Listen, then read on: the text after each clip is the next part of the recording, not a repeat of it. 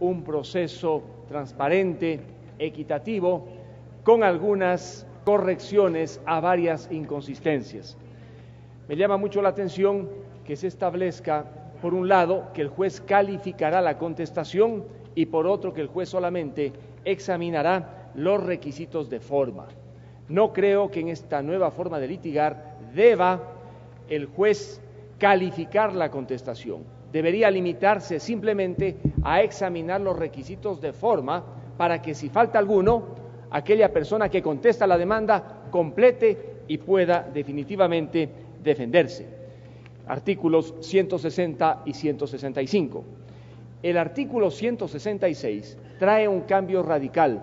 Actualmente, cuando el demandado no contesta la demanda, se entiende que ha negado los fundamentos de hecho y de derecho.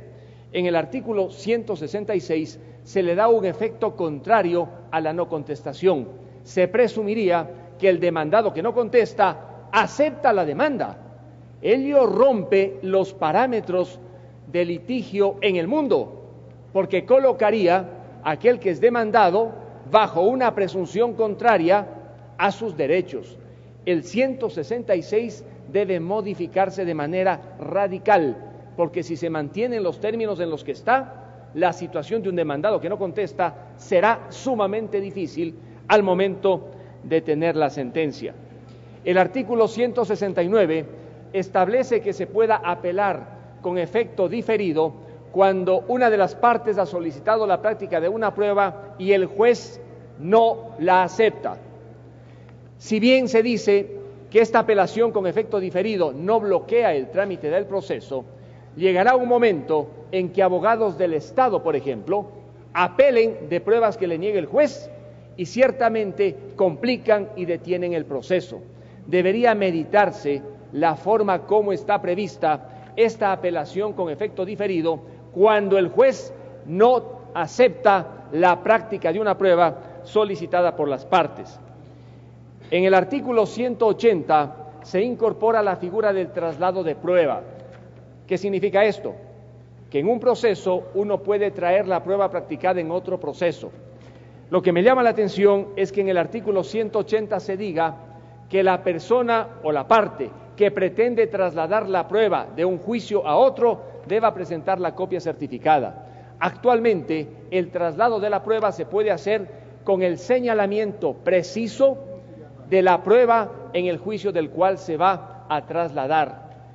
Convendría ampliar e incorporar esta posibilidad para que no se vea obligada la parte a conseguir la copia certificada y pueda simplemente con el señalamiento utilizar en un juicio la prueba que ya se ha practicado en otro juicio. En el artículo 186 se establece que los testigos comparecerán con abogado. Los testigos no son parte procesal, no necesitan de abogado. Si quieren, llevarán abogado. Pero en el artículo 186, la consecuencia de que un testigo comparezca sin abogado es la nulidad. Y ello rompe completamente los parámetros de litigio. Debería entonces cambiarse en este punto el artículo 186, primera parte. El numeral 9 del artículo 186 hace un listado de los funcionarios públicos entre los que aparecemos los asambleístas, que no estaríamos obligados a presentar la declaración en un proceso, sino un informe por escrito. La lista es demasiado extensa. Están muchos que no deberían estar. Debe reducirse probablemente al presidente de la República y no más, porque una lista tan extensa crea un escudo en favor de funcionarios de tercer o cuarto rango que no tiene razón de que no asistan a un proceso y presenten la declaración correspondiente.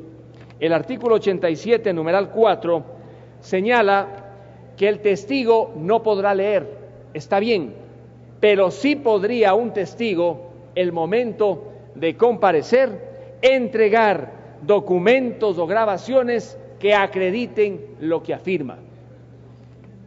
En el artículo 191 se coloca un prejuzgamiento del juez sobre la falsedad de la declaración que conllevaría que un testigo, luego de la declaración, pueda ser procesado porque el juez envíe el expediente al fiscal. Esta norma debe corregirse porque el juez debería advertirle al testigo de los errores que está cometiendo en su declaración, pero no prejuzgar la declaración y abrir inmediatamente la posibilidad de un expediente de orden penal. Faltan, a partir del artículo 206 y otros, reglas más claras sobre la exhibición de documentos. Hay una mención diminuta, pero en un tema tan importante como se presentan los documentos en el proceso, convendría ampliar la metodología para la exhibición de los documentos.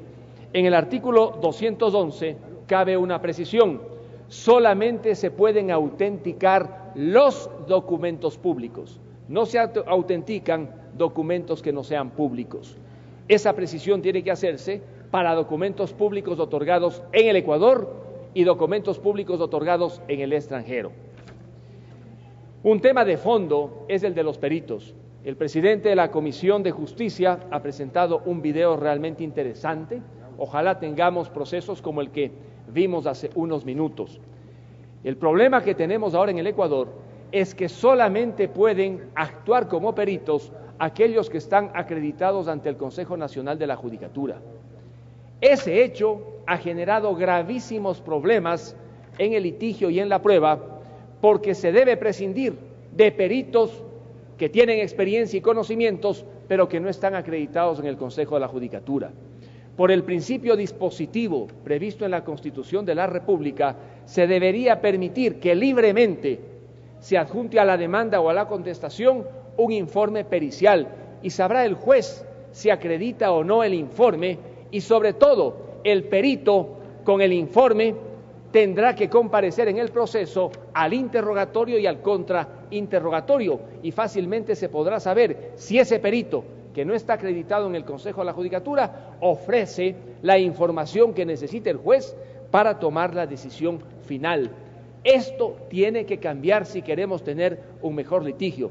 Que se acrediten algunos ante el Consejo de la Judicatura está bien, pero eso no puede ser un obstáculo para que puedan también incorporarse peritajes de personas con conocimiento que no necesariamente están acreditados en el Consejo de la Judicatura, sabiendo que en el nuevo proceso el perito debe dar la cara y someterse a preguntas y repreguntas. En el artículo 258 resulta que el Estado no puede ser objeto de abandono en un proceso si el abogado del Estado no ha actuado. Me parece que hay un desequilibrio, deberíamos mejorar para que si los abogados del Estado no actúan, también se pueda declarar en abandono al Estado. El artículo 261 le da demasiadas competencias a la Procuraduría General del Estado. Existe, es verdad, una sentencia de la Corte Constitucional, pero con esta norma, la Procuraduría General del Estado podrá participar e intervenir en procesos en los que intervienen, por ejemplo, municipalidades que tienen personería jurídica propia, con sus abogados y sus representantes. Igualmente, preocupa la forma como se admiten los recursos de casación por parte de los conjueces. Actualmente los conjueces tienen demasiado poder. Habría que limitar ese poder para que los conjueces de la Corte Nacional de Justicia no ejerzan un poder excesivo al momento de calificar recursos de casación. En cuanto a la aclaración y a la ampliación, se podría hacer más aportes para que no parezca que existe una conjunción disyuntiva.